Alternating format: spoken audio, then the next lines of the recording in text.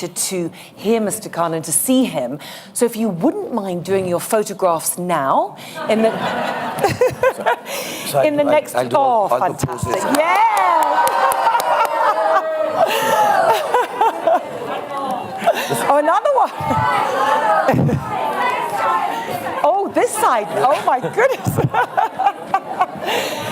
The room is filling with excitement now. We're going to give you a few more seconds, and then if I can ask you very kindly, when in our conversation, if you don't use your phones, if that's okay too much, so it's not distracting. Yes, my problem is as soon as you do it, I'll go into a pose. And then we'll lose track of the conversation. So just a few more seconds, ladies and gentlemen. Thank you for your patience, and thank you for your cooperation. Wonderful. Oh, you just want to see? What do you mean see him? You want to hear him as well, of course. That's very important. So, ladies and gentlemen, welcome to an insight and idea with the legend that is Shahrukh Khan. Thank you. Thank you very much. Now, just before I start speaking to you, Mr. Khan, I would just like to remind the ladies and gentlemen here, not that they need reminding, of how wonderful you are. Of course, Shahrukh is one of Bollywood's most prominent actors who's been at the forefront of the Indian film and television industry for over 30 years. Forbes have called him one of the biggest movie stars in the world, and Newsweek have named him among 50 of the world's most powerful people. He's used his influence to help others and has a deep commitment to improving child education and public health in India. He's working to improve the living conditions and rights of underprivileged people across the country. He's also the founder of the non-profit Mir Foundation, named after his father, which provides support to female victims of acid attacks and major burn injuries through medical treatment, legal aid, rehabilitation, and livelihood support. He's also been responsible for the creation of specialized children's hospital wards and has supported childcare centers with free boarding for children undergoing cancer treatment. He's the recipient of the World Economic Forum's Crystal Award 2018 for his leadership in championing children's and women's rights in India. Ladies and gentlemen, please welcome Shahrukh.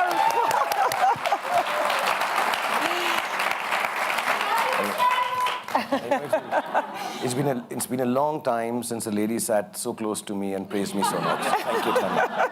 It's a long, long time. Shahrukh, it's such a pleasure to see you here. And of course, you received the Crystal Award last night.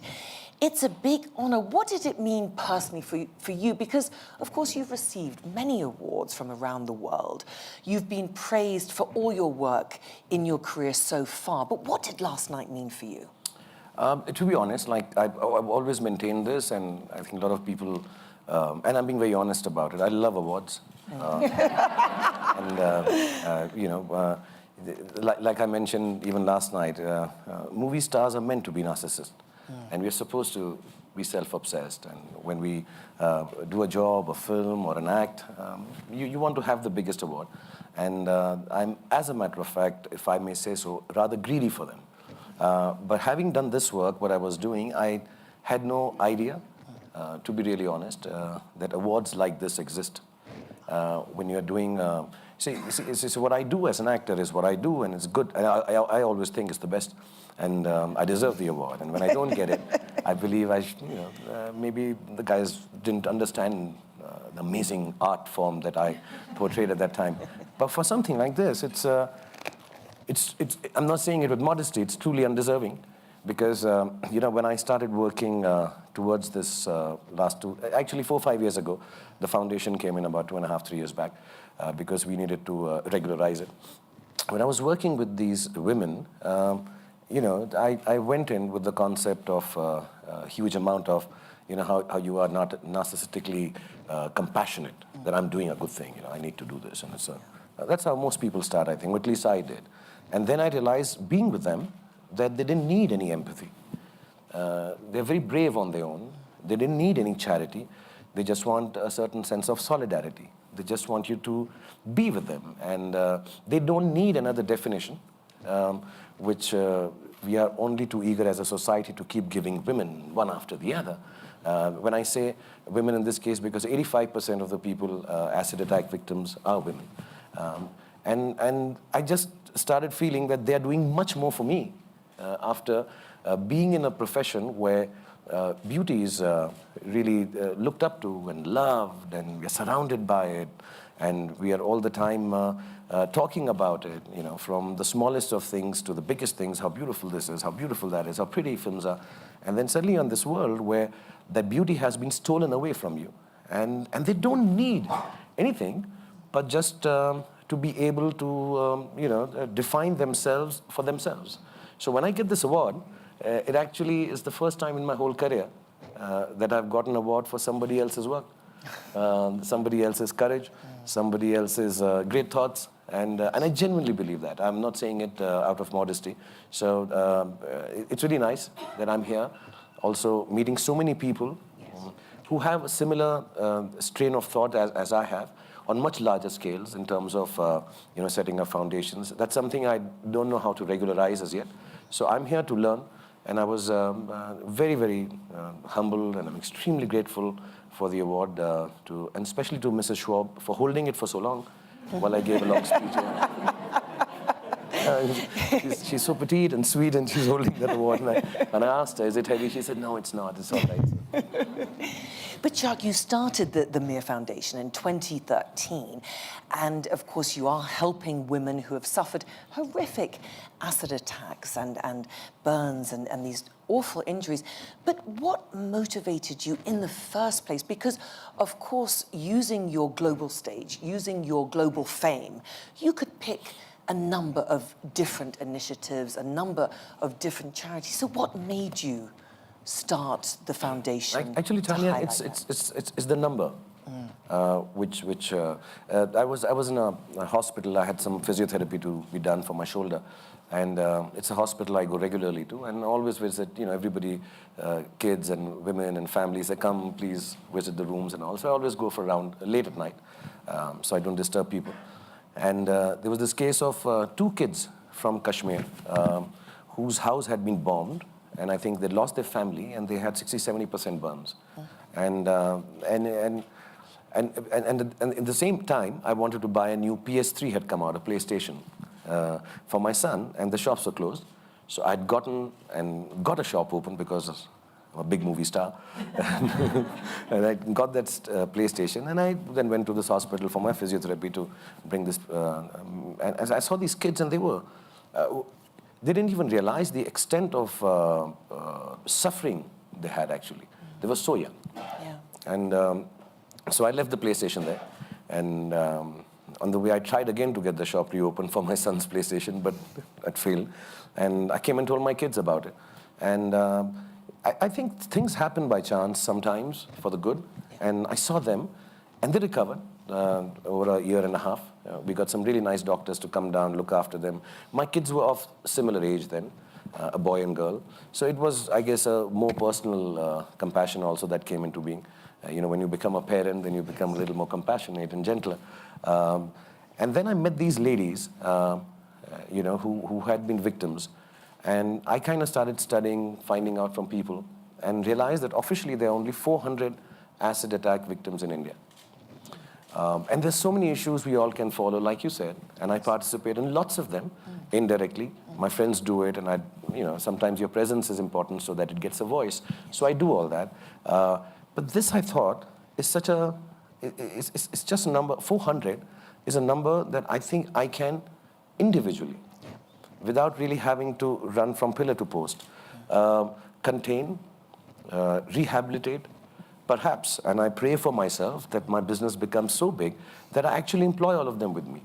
Instead of trying to find, so I have a small company which has a visual effects, and we make film production, and we run a cricket team, and I've been telling them, listen guys, grow your business, so we need more employment, so I get all these ladies to come, and it's only 400 people. And I'm sure at Davos, people have companies which have thousands of people employed. So I think if I can just self-employ them, they're just 400. So the number made me feel that I can really help this. and it will feel touchable help to me. That, we have been able to control lives of 400 people. Yes. And then on the other side, there's a whole policy part of it, how acid is sold in India.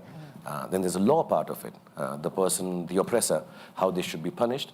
And I want to tackle that later. And I have some really wonderful people. See, individually, I just thought I should just go to people who are already doing this work. So we have a body called Make Love, Not Scars. And there are these young boys and girls working with them. So they've been doing all the work.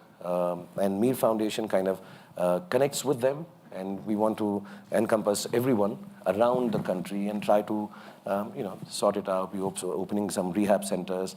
The last bit is to open a specialized hospital also. So we'll do that step by step, but contain it within ourselves. I don't know, I'm being selfish about it.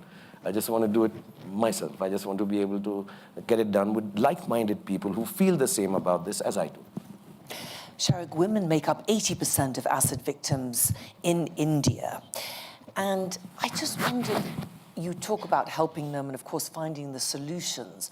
But is there an argument to say, why is it happening in the first place? Why do you think there has been an increase? And what is the culture behind it?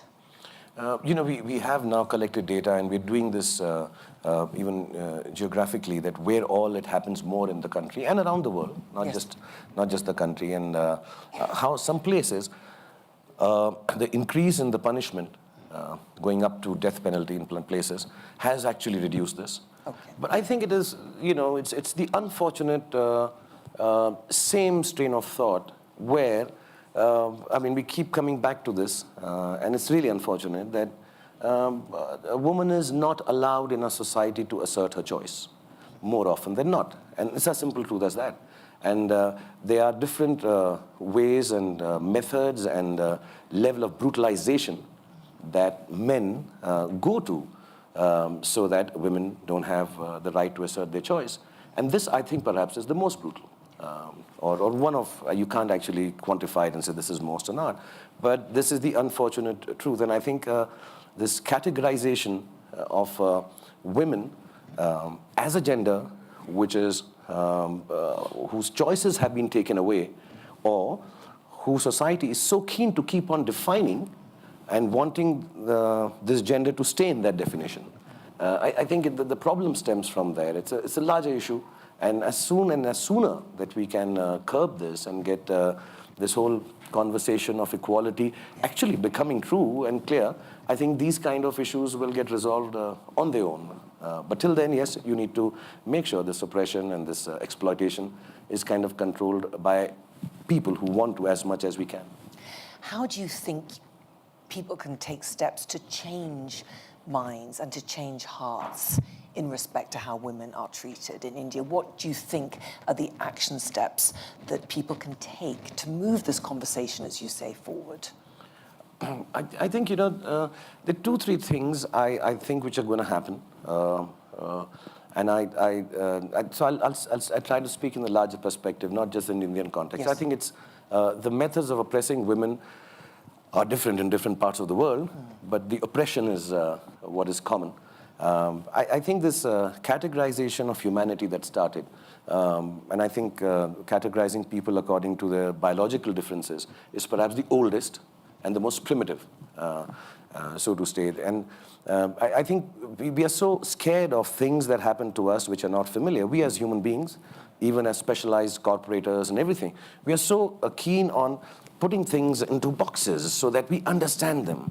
And somewhere, because we were not so familiar or we were threatened by this biologically different creature called woman, we quickly put definitions and categorize. So you have to be gentler, you have to be sweeter, you have to be kinder, you can't sit with your legs open, and you have to, for most of the definitions were subservient to the other gender.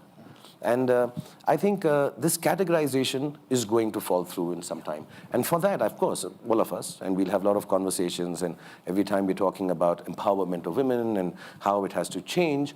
But I think, this medium, the social medium itself that has changed, this communication that has started, for a bit, because we all got connected, I think for a bit is going to solidify these differences for a bit.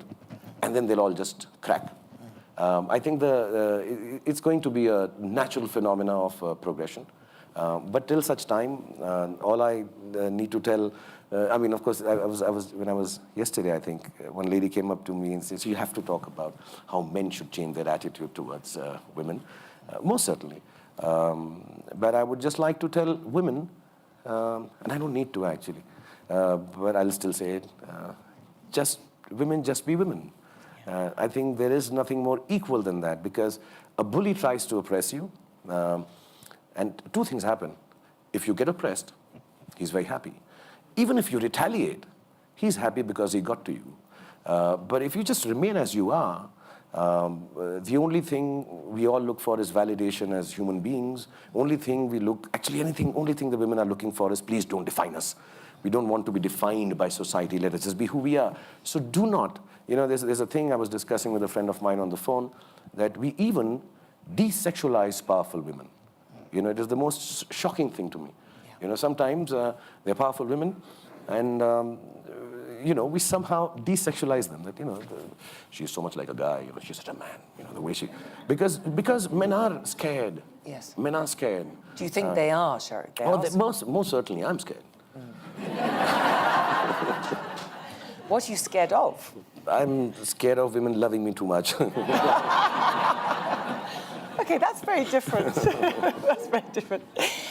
Shahrukh, I just want to ask you about if you feel that governments are doing enough. You're talking about this global conversation of changing attitudes to women around the world. Now, in 2017, the Indian government brought in new legislation to give acid attack victims official recognition. Do you think that's a big step forward? Do they need to do more? What would you like them to do? No, huge step. I think that's extremely commendable, and I don't want to sound patronizing. They even, all hospitals are now given a certain amount of monies to look after them. Treatment has to be free of cost. But having said that, I think some people like us have to come forward, because rehab does take a long period in this case, So, and also there is a little bit of, understandably so, a bit of fear attached to, once this happens to a woman, in the areas that it happens, sometimes they want to go forth and get it even treated.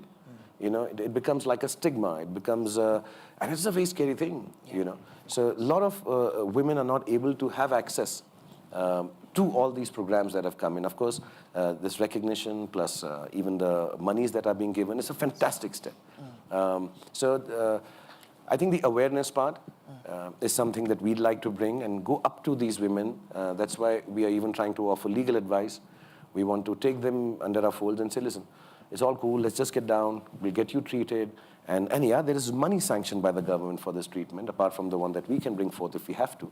So I think it is really, really a big step forward. And I think the next two big steps, which will happen, see, I think this is a fight nobody will have to fight for. I don't think as an organization one really needs to go out and say, do this quickly and all. I think it will be done. It is so blatantly wrong and oppressive and exploitative and then aggressive. I think the law will also change and become stronger against the oppressor in the coming days. And I think there will be more control, which already is there. I think 2-3 years ago, acid cannot, anything byproduct of acid or acid stuff cannot be sold across the counter. And some of the cases, like I think last year was not exactly 400, a little less than 400. So it is affecting, and these steps are fantastic and extremely welcome that are being done by the government. Well, today we also saw Prime Minister Modi here at the World Economic Forum, the first Indian leader to be here in 2 decades. Shahrukh, what would you like what's his message that you would like in terms of women and improving things? Well, 3 days ago, I think just before he came to Davos, and here, when I landed here, I was seeing one of his interviews. He hasn't done too many. I think this is the first one after a long time.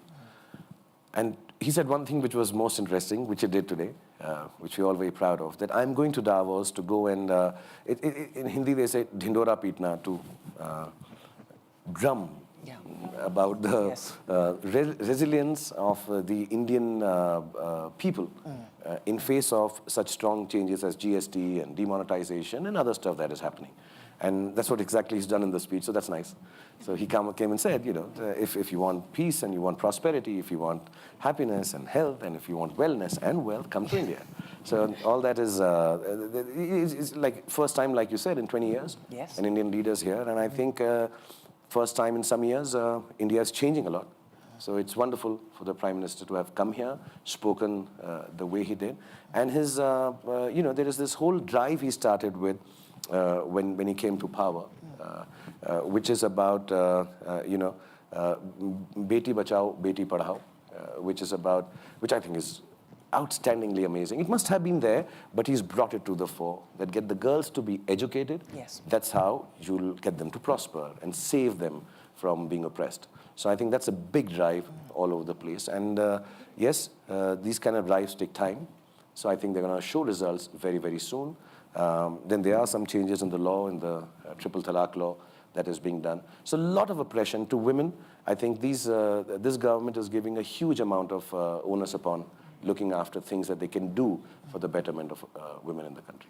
So you feel he's doing enough? Absolutely. I think this, you know, even just the thought of Beti Padhao, Beti Bachao, I think is really nice. And I'm sure in different states, and you know, there will always be, India is very diverse. Yes. It does become difficult to implement things as soon as you wish them to. But I think it's a great drive, and I think it's one of the most forward-moving drives.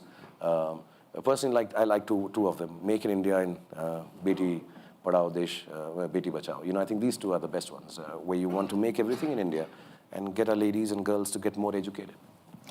Shahrukh, I want to ask you about your own life now, if you don't mind, and where this motivation to help came from, because I know that you lost your father at a young age, and 10 years later you lost your mother, and you've always said that your mother, your sisters, your aunts, the women that when you first went to Mumbai, the big stars of Bollywood that helped you, have women played a very important role in your life, do you think?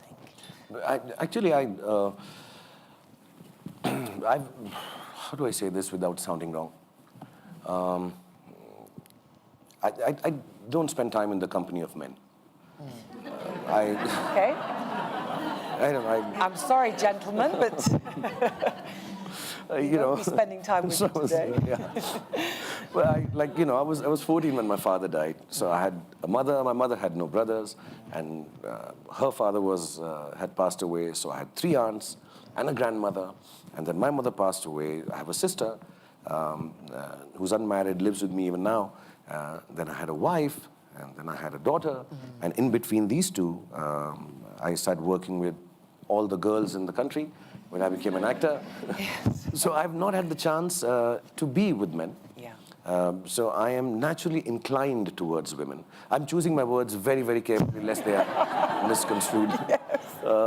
And you know, when I started, I'm telling you, like, you know, my mother was very strong. Every boy's and every girl's mother is very strong. That's a given. I'm a movie star, which is a difficult business for any lady to handle. Yeah. My wife does that with amazing aplomb and quietude, and she's extremely strong. And then I started working with these women, and the whole idea of what a woman has changed when I started working with all the girls that I worked with.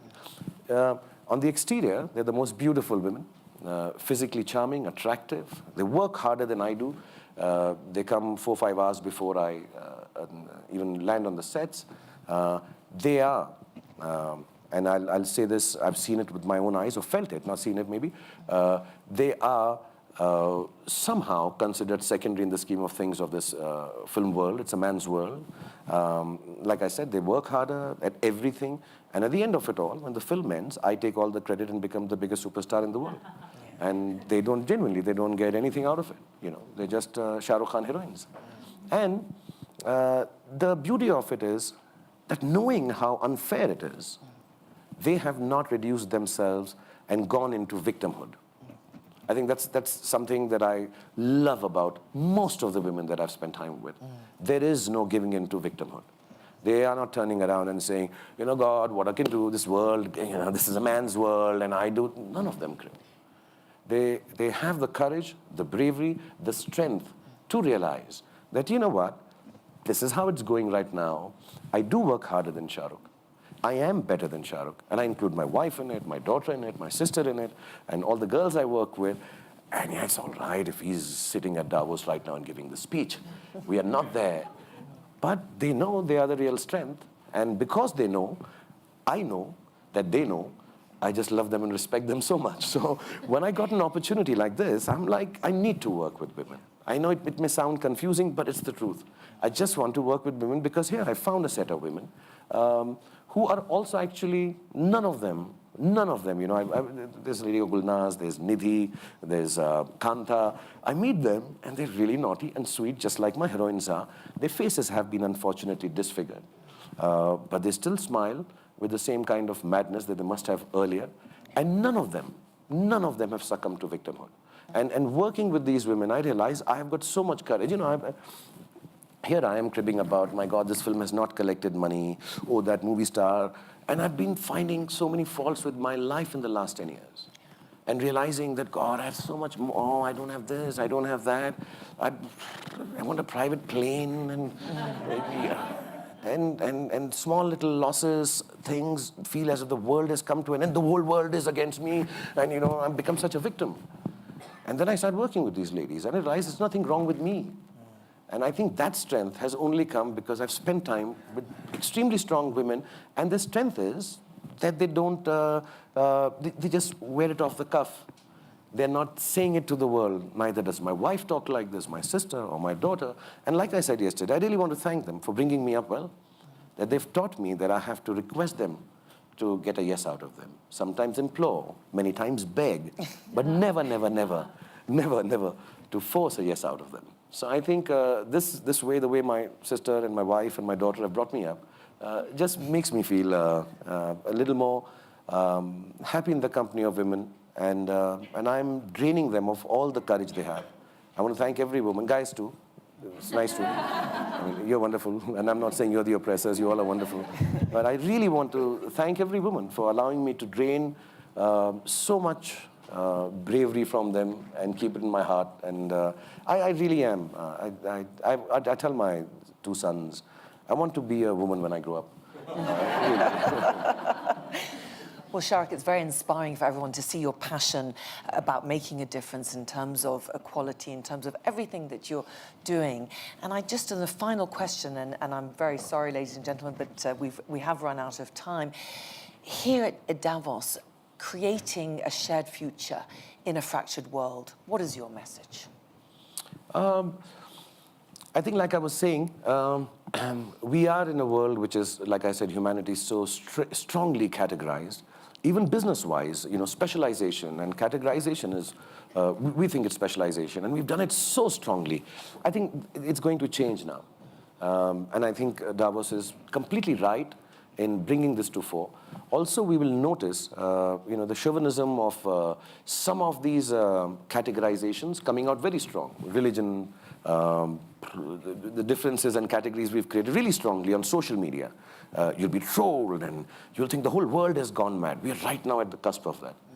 But you know, one has to realize that within this space where everybody is right now trolling and being so aggressive, and more strength is being given to these categories and differences of region, religion, caste, color, everything, and women, the underlying thing is that even to troll, you're connecting with people. You are going to connect to people. And I think Davos puts that message out very clearly. Let's connect, because that's the only way to overcome this fracture. Because we are connecting today here, we don't even know. I was just telling my team that, you know, we may have to connect with aliens also very soon. You know, we will, and find out how minuscule and small we are. And every movie, and so sorry to say, why is it that every movie the aliens are the aggressors? Have you ever thought we are projecting maybe us? Maybe they are not coming here because they think we are very aggressive. Maybe they're just waiting, calm down, let Earth calm down, and we'll just go down and tell them, we come to make peace, you know. So I just feel that Davos is just saying it at the right time, that please come together. And this coming together, underlying coming together with the social media and all of us here, I think that is going to finally break this, is going to fracture the fractured world. It's just going to take away all these, you know, categorizations and just make them a thing of the past. And we'll, whatever we construct as humanity, as businessmen, as self-employed, as actors, as writers, as media people, whatever we construct is not going to go ahead if there is a disparity in terms of winners and losers. And I think at this point in time, even Davos itself, they realize that this globalization has let out some losers, and we need to take care of them. We just can't have the winners like me wanting to have a private plane. You have to, look after the losers too, and they have to be brought up to this level. So even if it's for business, business thrives, and that's why I said, power has to get out of the way of progress. We all have to get out of the way of progress. We just have to, these resources we were just gatekeepers. Some of us have been chosen by, I think by mistake, me, some by design, some by hard work, but we are the gatekeeper of resources. We are not the owners of those resources. And resources and human beings were created for equal usage. There were no differences. Equality is not a man-made criteria. We are not the ones who've brought out equality as a word. Yeah. We're just peddling it and using it as a product to sell. Post, we have already created the categorizations and, now let's sell equality because we've made so many differences in people and make some more money. No, equality is a given by nature. Equality is given to us by nature. We're all equal by birth, and resources are to be treated equally. And some of us have just got to be gatekeepers. We need to open that up. And I think Davos is sending out that message. This year, this is my first time I've come here. So I'm really, really happy to be here. And I've never seen so much snow in my life. And I've never slipped so often on the snow in my life. Careful. And you too. And we found out, Tanya and me found out, when you slip on the snow, then you hurt yourself, then you come for a speaking session, then you concentrate more. Yes. Because the pain makes you sit down like this. Yes, the focus. And the focus is there. Yes. So thank you for the focus, Davos. And, well, Shahrukh Khan, thank you very much for your focus today. Thank you so much. Thank you. Wonderful. Thank you so much for joining us. Shahrukh Khan, ladies and gentlemen. Thank you very much.